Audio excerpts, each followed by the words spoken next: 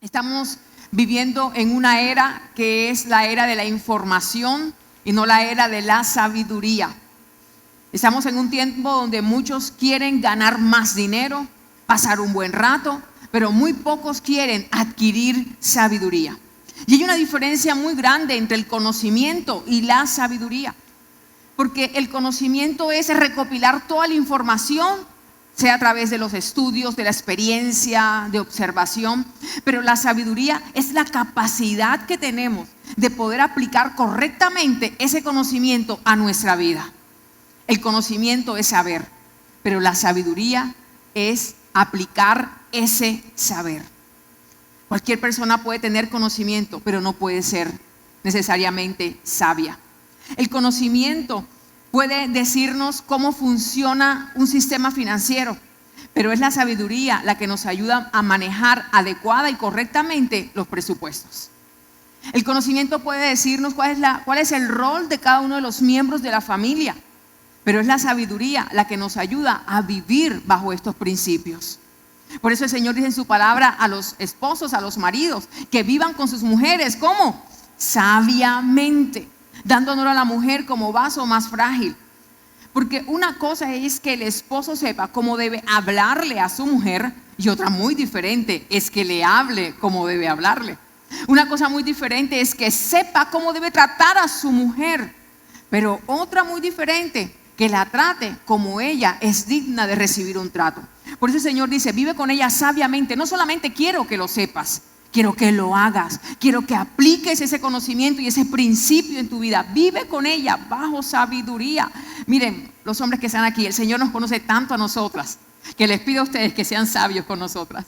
El Señor sabe la joyita que somos nosotras, lo consentidas que somos, caprichosas a veces, ¿verdad? Pero el Señor dice, por favor, mi hijo, vive con ella con sabiduría. Ya te metiste ahí, adelante, vamos. Pero el Señor no se queda atrás, sino que nos habla a nosotras las mujeres y nos dice a nosotras las mujeres que edifiquemos nuestra casa. ¿Cómo? La mujer sabia edifica su casa. Y si hay algo que requiere una edificación es esfuerzo, sacrificio, perseverancia, si la quieres terminar. Una edificación demanda disciplina, demanda constancia, demanda dedicación. Y eso nos pide a nosotros el Señor, que seamos mujeres sabias, mujeres que edifiquemos. Y quiero preguntarte, mujer, ¿qué clase de hogar quieres tener? Empieza a edificar, a levantar ese hogar que quieres tener. A veces queremos tener una casa que sea una tacita de té. ¿Cuántas quieren una casa así linda, limpiecita, hermosa, ordenada? ¿Cuántas dicen amén, por favor, las mujeres? Pero si no nos gusta hacer aseo, eso nunca va a pasar. Podemos desearlo mucho, pero si somos las primeras desordenadas y dejamos todo regado, por Dios, ¿cómo va a pasar eso en la vida? El Señor quiere que seamos sabias. No solamente es saber, sino aplicar lo que sabemos para adquirir esa sabiduría. Y el hombre más sabio fue Salomón. Y asimismo Salomón fue un hombre sabio, pero también un día fue hijo. Y quizás todos los que estamos aquí, algún día escuchamos a nuestras madres pedirnos un favor y nosotros muchas veces, pues yo fui una de ellas, que le respondí, sí mamá, ya sé. ¿Alguno de ustedes le respondió así a la mamá? Y algunos habrá escuchado a la mamá decirle, porque yo sí lo escuché, y si lo sabes, ¿por qué no lo haces? ¿Qué nos estaba pidiendo la mamá? Sabiduría, porque si lo sabíamos, entonces ¿por qué no lo aplicábamos en nuestra vida? Necesitamos empezar a ser personas sabias. No basta solo conocer, no basta solo saber. Necesitamos empezar a aplicar lo que sabemos para poder disfrutar la vida que el Señor nos ha dado. Amén. Salomón fue el hombre más sabio del mundo. Y dice la palabra en Primera de Reyes, capítulo 4, versículo 32, que compuso 3,000 proverbios. Imagínense eso. ¿A cuánto les gusta escribir? Componer. Bueno, empiece pues. Y sus cantares fueron 1,005. Versículo 29 dice, de Primera de Reyes 4, y Dios dio a Salomón sabiduría y le dio prudencia muy grandes y anchura de corazón como la arena que está a la orilla del mar.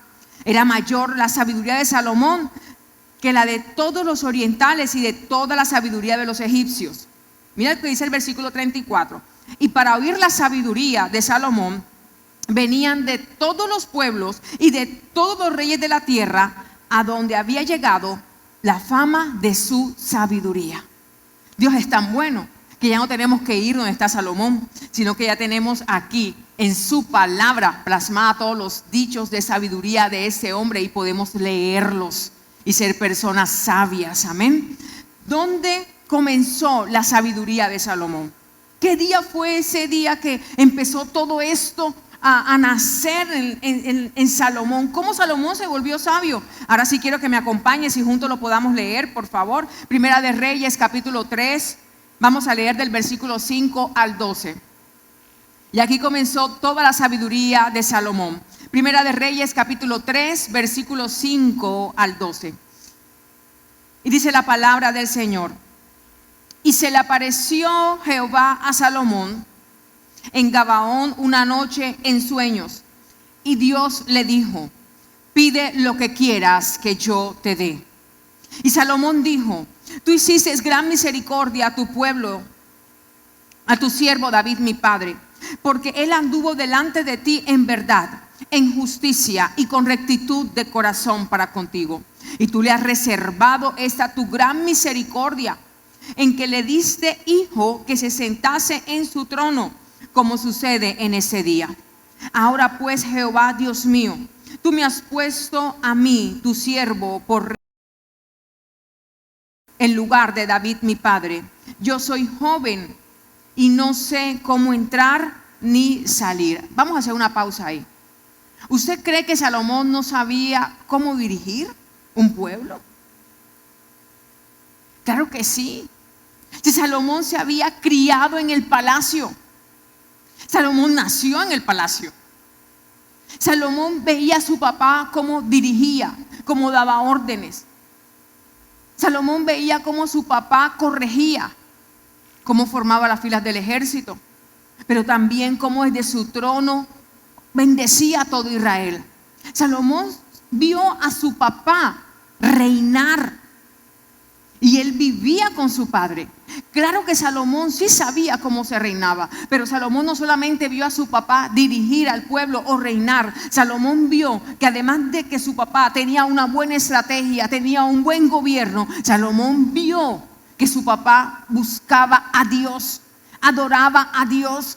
Salomón vio que su papá necesitaba siempre algo más, la guía y la bendición de Dios. Por eso entonces en este versículo Salomón le dice al Señor: Dios, yo no necesito solamente una estrategia ni un conocimiento, yo necesito algo más. Yo necesito tu bendición, necesito tu guía, necesito tu consejo, Señor, porque hay cosas que tú y yo podemos hacer, pero hay otras que dependen totalmente de Dios.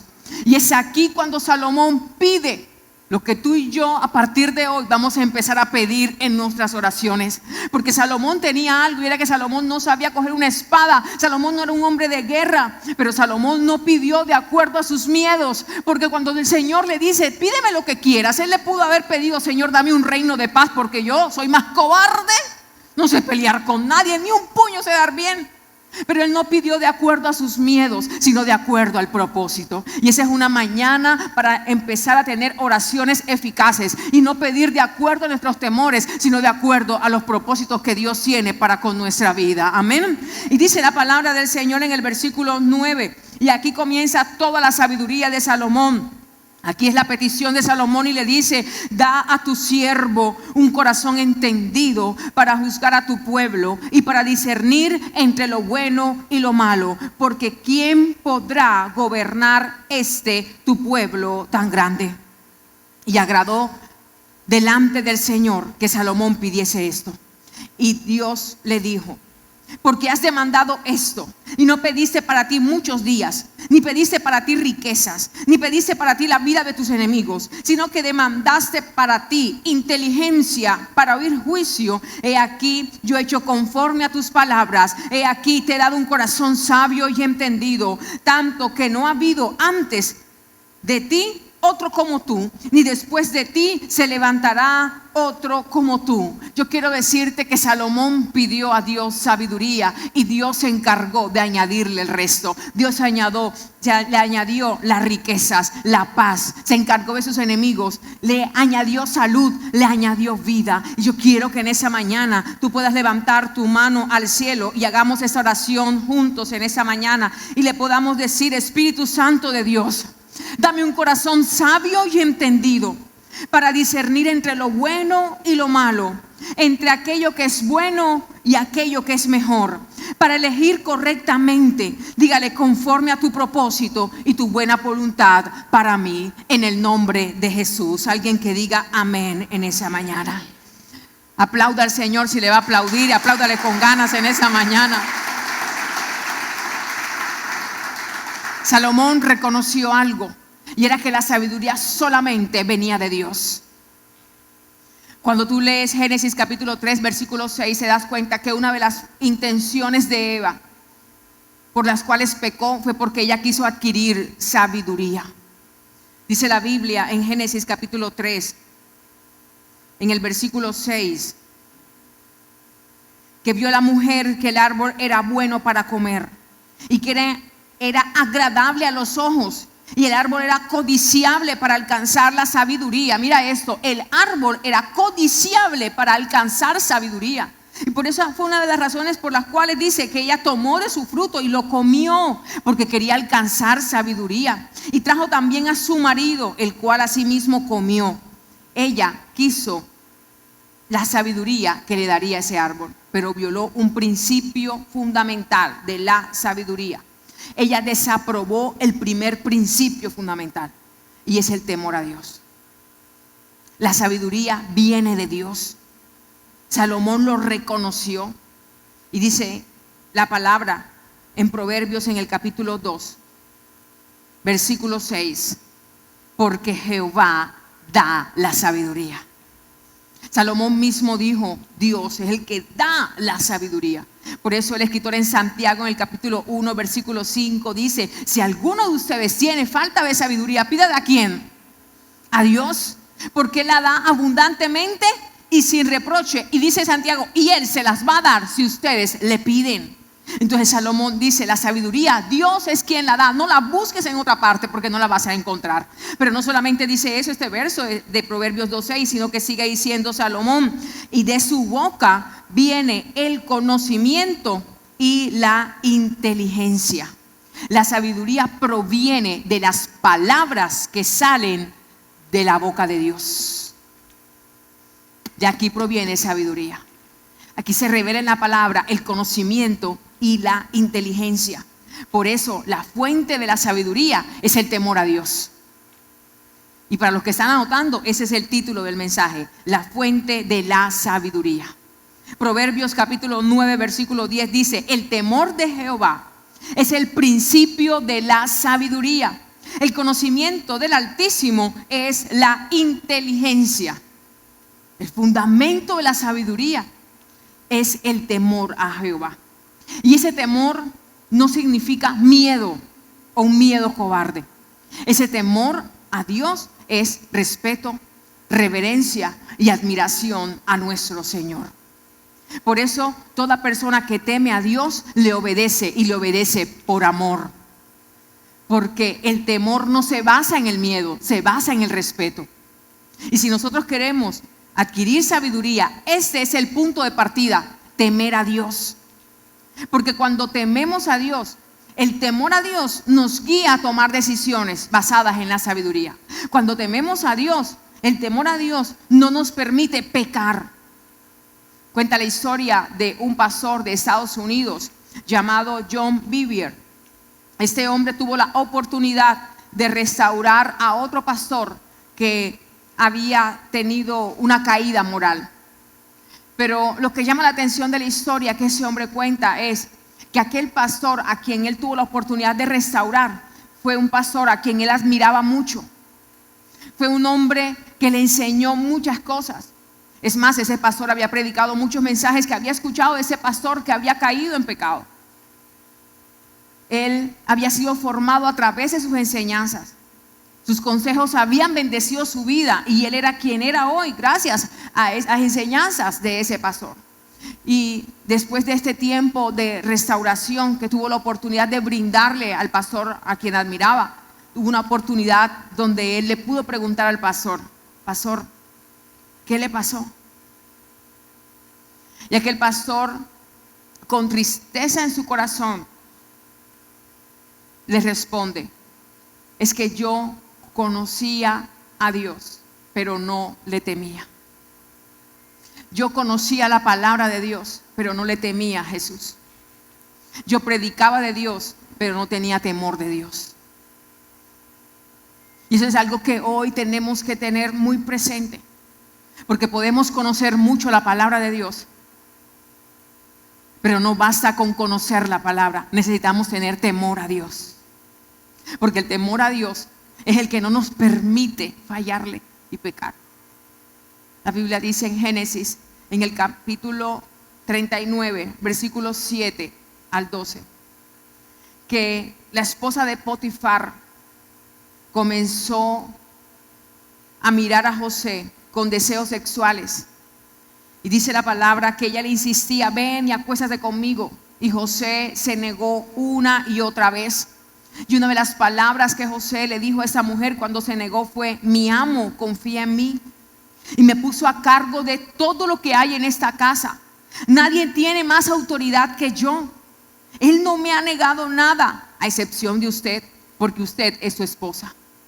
Y mira lo que le dice José a ella: ¿cómo podría yo cometer semejante maldad? Sería un gran pecado contra Dios. Él le pudo haber dicho a esa mujer: yo no voy a ceder, porque sería un gran pecado contra ti, o sería un gran pecado contra mi amo. Pero José pone por prioridad en su vida a Dios y le dice: sería un gran pecado contra mí, Dios. No lo voy a hacer porque tengo temor a Dios. Estaría pecando contra mi Dios. Y ese temor que José tenía en su corazón le permitió no caer en pecado. Porque por Dios, cuando usted mira las historias y mira el pueblo, usted se da cuenta que esas mujeres eran divinas, hermosas. Y José era un hombre, claro que se sintió tentado. Es tanto así que cuando tú terminas de leer el pasaje te das cuenta que esta mujer le quitó el manto. Es decir, que tuvo cercanía con él, quizás lo tocó. Y José no era de palo, también sentía. Pero la Biblia dice que él prefirió huir antes de pecar contra Dios, porque tenía temor a Dios, y el temor a Dios no lo dejó fallar, porque había priorizado en su vida al Señor. Necesitamos poner en nuestra vida como prioridad a Dios y temerle. Ese temor a Dios nos hace respetarlo. José entendía que la presencia de Dios lo acompañaba y él respetaba la presencia de Dios. Por eso no le falló al Señor. Y sabes, ese temor en la vida de José, ¿qué provocó? Después de muchos años, cuando José sale de la cárcel a estar ante Faraón, Génesis 41, 38 dice que Faraón dijo a sus siervos: ¿acaso llamaremos a otro hombre como este, en quien esté el Espíritu de Dios? El domingo pasado, cuando hablamos de nuestro Señor Jesús, hablamos de Isaías 11, versículos 1 y 2, cuando dice que reposará sobre él el Espíritu de Jehová, espíritu de sabiduría y de conocimiento, espíritu de inteligencia y de poder, espíritu de consejo y de temor de Jehová. Recuerdan que les dije: apréndanselo para que oren a través de este verso, y todo eso Dios se lo dio a ustedes. ¿Cuántos están haciendo eso, por favor? Y el que no, vaya a YouTube y busque la enseñanza del domingo pasado. Pero aquí dice Faraón que él se dio cuenta que el Espíritu de Dios estaba en José. Y dice: y dijo Faraón a José después: pues que Dios te ha hecho saber todo esto. Cuando interpreta el sueño, mira lo que le dice: no hay entendido ni sabio como tú. A causa de que el temor de Dios estaba en su corazón, Dios le dio sabiduría y entendimiento, porque el temor a Jehová es el principio de la sabiduría. Y es mi oración en esa mañana que nazca o crezca el temor de Dios en cada uno de nuestros corazones, y que no haya otro sabio ni entendido como tú en tu trabajo, en tu empresa, en la universidad, en el colegio donde te desempeñas, en el lugar donde estés desenvolviéndote, que no haya otro sabio y entendido como tú, a causa de que el Espíritu de Dios está sobre tu vida. ¿Cuántos dicen amén a eso? ¿Qué hay que hacer para que nazca ese temor de Dios en nuestro corazón si todavía no está? O para que crezca ese temor de Dios en nosotros si está allí en nuestro corazón. Lo primero que tenemos que hacer es tener una relación con el Espíritu Santo de Dios a través de la oración. Tenemos que orar. Necesitamos buscar el rostro del Señor. Pero no solamente eso, sino que también tenemos que tener contacto con su palabra. Necesitamos leer la palabra de Dios, conocer a Dios. Y después de una relación con el Espíritu de Dios y conocer su palabra, leerla diariamente, necesitamos tomar decisiones que vayan de acuerdo a el temor a Dios. Necesitamos tomar decisiones en nuestra vida que demuestren que tememos al Señor. Y dice Proverbios capítulo 3, versículos 5 al 7. Te lo voy a leer en la Nueva Traducción Viviente. Confía en el Señor con todo tu corazón y no dependas de tu propio entendimiento. Busca su voluntad en todo lo que hagas y Él te mostrará cuál camino tomar. Vamos, dígale a alguien esa mañana: busca la voluntad de Dios en todo lo que hagas y Él te mostrará cuál camino tomar. Versículo 7 dice: no te dejes impresionar por tu propia sabiduría. En cambio, teme al Señor y aléjate del mal. Este versículo nos habla de varias decisiones que tenemos que tomar a partir de hoy para demostrar que tememos a Dios. Decisiones que tenemos que tomar a partir de hoy para que ese temor de Dios nazca en nuestro corazón, porque tenemos que ser intencionales para vivir bajo el temor del Señor. Y lo primero de ellos es decidir poner nuestra confianza en Dios. Entender que nuestra confianza debe estar puesta en que si obedecemos a Dios, todo saldrá bien. Amén. Decidir no confiar en nuestro propio entendimiento, sino prestar atención a la palabra de Dios. Porque una instrucción es útil cuando se presta atención y oído. ¿Cuántas veces hemos hablado con nuestros hijos y le hemos dicho: me estás prestando atención, me estás escuchando? Porque sabemos que la instrucción, si no es recibida con atención, no es útil. Y nosotros debemos prestar nuestro oído a la instrucción de Dios y decidir no confiar en nuestra propia prudencia ni en nuestro propio parecer, sino en la palabra del Señor. Si tiene a alguien de confianza cerca, por favor dígale: no seas tan terco. Y obedece la palabra del Señor. La otra decisión importante que tenemos que tomar es decidir reconocer y honrar a Dios en todo lo que tenemos. Necesitamos decidir honrar al Señor con todo lo que tenemos. Proverbios 3:9 dice: honra a Jehová con tus bienes y con las primicias de todos tus frutos, y serán llenos tus graneros con abundancia, y tus lagares rebosarán de mosto. Esta promesa que está aquí en la palabra sobre las primicias es igual a las demás promesas que están escritas en la Biblia, porque está vinculada a la obediencia, como todas las demás promesas, vinculada a la obediencia. Pero a diferencia de este principio de primicias, con los demás mandamientos del Señor, hay algo muy importante en lo que la primicia se enfoca, que no se enfoca en los demás mandamientos. Y es que en los demás mandamientos de Dios, cuando tú los empiezas a leer, te das cuenta que siempre hay un beneficio para nosotros. Siempre. Cuando tú obedeces, Dios siempre da algo a cambio. Siempre hay una recompensa. Siempre hay una bendición por el acto de obedecer. Siempre hay una bendición por guardar sus mandamientos, y podemos tener paz, podemos ser prósperos, Dios nos puede bendecir. Hay tantas cosas de parte de Dios para nosotros por obedecer un principio. Y aunque la primicia en sí también encierra una bendición, hay algo en lo que se enfoca la primicia y no es en el beneficio nuestro. Hay algo especial que hace la primicia y es el enfoque que tiene la primicia.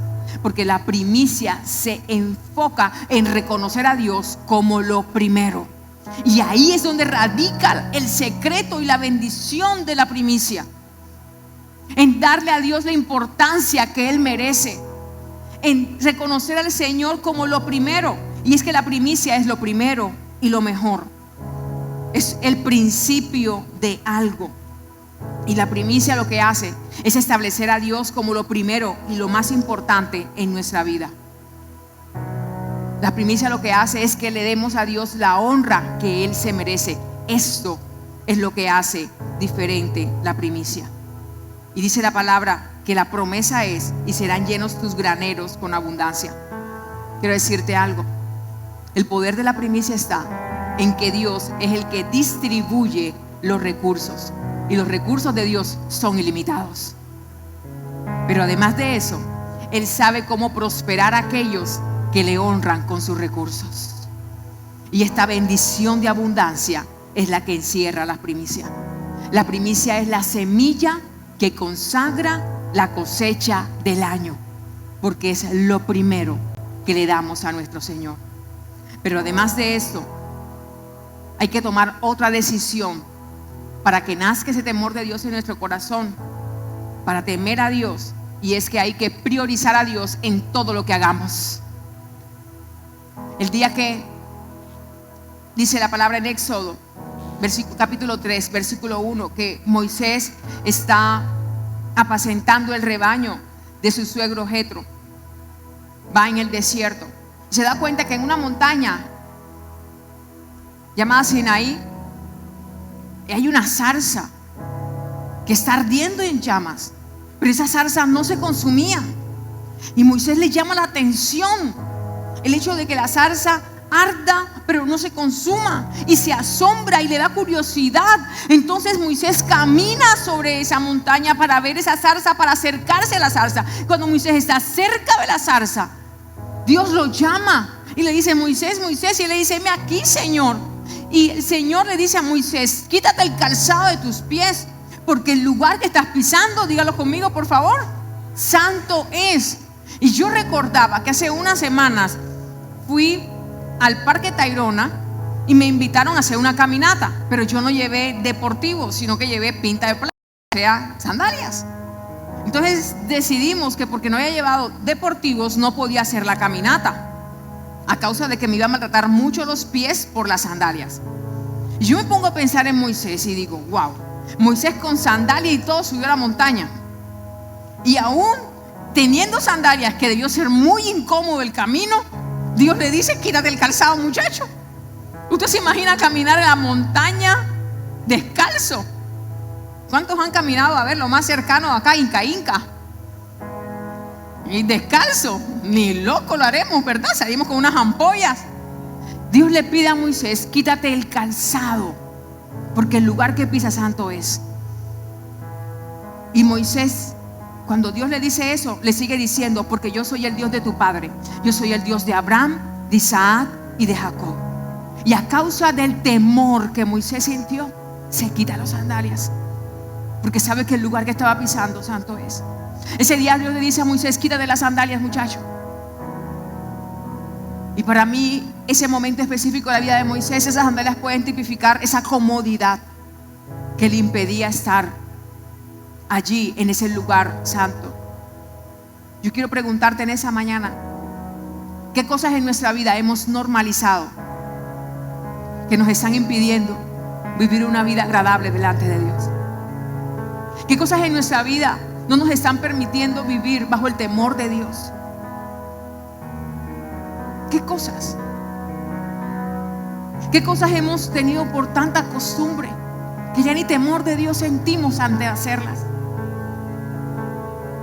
Ya no sentimos el respeto que se merece la presencia de Dios con nosotros, la compañía de Dios con nosotros, porque donde vayamos va el Espíritu de Dios con nosotros. Donde estemos está el Señor. Y el temor de Dios me hace ser reverente al saber que Él está conmigo. Y no se trata de qué hago en público, porque Él me ve aún cuando estoy solo. Y eso se llama integridad. Porque honestidad es lo que tú ves de mí. Pero integridad solamente la puede pesar Dios. Porque Él sí me ve en multitud y me ve a solas. ¿Qué estamos haciendo que se ha vuelto tan cómodo en nuestra vida, que nos está impidiendo caminar bajo el temor de Dios? ¿Sabes? Por eso es que el enemigo nos quiere tan cómodos muchas veces. Nos quiere viviendo en Hakuna Matata, de relax. No le hago nada a nadie, solamente vengo los domingos. En la semana ni piensen en mí. No cuenten conmigo en la semana. Yo en la semana trabajo, estoy en la familia, tengo mis asuntos. Cuando Dios quiere que le sirvamos, cuando Dios lo que quiere es que nos discipulemos, cuando Dios lo que quiere es que nos formemos, cuando Dios lo que quiere es que prediquemos, es que ganemos almas para Cristo Jesús, necesitamos empezar a quitarnos esas sandalias de comodidad y empezar a dejarnos a usar por Dios para bendecir a multitudes. Cuando David muere, Dios levanta a Salomón. Cuando Moisés muere, Dios levanta a Josué. Cuando Pablo no estaba, estaba Timoteo.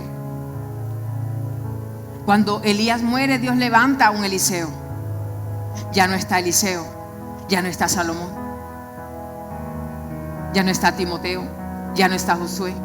Ahora estás tú y estoy yo, para que seamos usados bajo la misma gloria que ellos fueron usados, porque tenemos su mismo espíritu. La gracia que nos salvó es la misma gracia que nos va a usar para bendecir a multitudes. Amén. Es la misma gracia. Necesitamos empezar a caminar bajo el temor de Dios. El temor de Dios guía nuestra vida a tomar decisiones sabias. El temor de Dios nos permite vivir en paz. El temor de Dios nos hace ser bendecidos. Y quiero, para terminar, leerte estos versículos bíblicos, porque el tiempo se me terminó. Pero no quiero que te vayas sin saber que el temor a Jehová no solamente te da sabiduría, sino que también el temor de Dios te trae paz. Y si estás anotando, puedes anotarlo. Salmo capítulo 34, versículos 7 al 9 dice: el ángel de Jehová acampa alrededor de los que le temen. ¿Sobre quién acampa el ángel de Jehová? Alrededor de los que le temen. ¿Y qué más hace? Y los defiende. Dice el versículo 9 del Salmo 34: temed a Jehová, vosotros sus santos, pues nada falta a los que le temen. ¿Qué les falta a los que temen al Señor? Nada. El temor de Dios trae paz y bendición a nuestra vida. Salmo 112, versículo 1 al 3 dice: bienaventurado, bendecido el hombre que teme a Jehová, y en sus mandamientos se deleita en gran manera. Su descendencia será poderosa en la tierra. La generación de los rectos será bendita. ¿Cómo será la generación de aquellos que temen a Dios? Diga conmigo: bendita. Diga conmigo: mi generación será bendita y poderosa en esta tierra. Amén. Salmo 128, versículos 1, 2 y 4: bienaventurado todo aquel que teme a Jehová y que anda en sus caminos. Cuando comieres, escucha bien, el trabajo de tus manos, bienaventurado serás y te irá bien. ¿Cómo nos va a ir? Bien. He aquí, así será bendecido el hombre que teme a Jehová. Toque a alguien en esta mañana y dígale: te va a ir bien y serás bendecido, porque hoy nacerá el temor de Dios en tu corazón. Y para todos aquellos que dicen: pastora, yo tengo que tomar pastillas para dormir, no concilio el sueño, te va a tirar una aquí en el nombre de Jesús. Proverbios 19, 23: el temor del Señor conduce a la vida, da un sueño tranquilo y evita los problemas. El temor de Dios te permite tener un sueño tranquilo. Mira los beneficios de temer a Dios. El temor a Dios nos libra de preocupaciones y de aquellos temores que nos quitan el sueño, porque nuestra mente está tranquila a causa de su favor y de la providencia de Dios. Si hay algo que nos roba el sueño, son los pensamientos. El temor de Dios nos da paz. Nos permite tener un sueño grato y tranquilo. Quiero terminar con ese versículo porque es una pregunta y quiero que te puedas colocar sobre tus pies, por favor. Deuteronomio 10, 12 y 13 dice: ahora pues, Israel, ¿qué pide Jehová tu Dios de ti? Mira lo que pide Dios de ti: que le temas a Jehová tu Dios, que andes en todos sus caminos, que lo ames, que le sirvas con todo tu corazón y con toda tu alma, que guardes los mandamientos que Jehová tu Dios te da para que tengas prosperidad. Mira lo que quiere Dios de ti. Dios quiere de ti que le temas, que andes en sus caminos, que lo ames, que le sirvas y que guardes sus mandamientos, porque Él quiere prosperarte. ¿Cuántos anhelan eso de parte del Señor? Dios quiere prosperarte. Dios quiere prosperarte en cada área de nuestra vida, de tu vida. Dios quiere que te vaya bien en todos tus asuntos. Dios quiere que tengas paz. Dios quiere que tengas dicha. Dios quiere que tengas salud. Dios quiere que te vaya bien. Dios quiere que tengas riquezas. Dios no quiere que te falte nada. Dios quiere verte bien. Dios pide de ti que le temas. Y hoy quiero que hagamos esa oración. Que el temor de Dios nazca en nuestros corazones.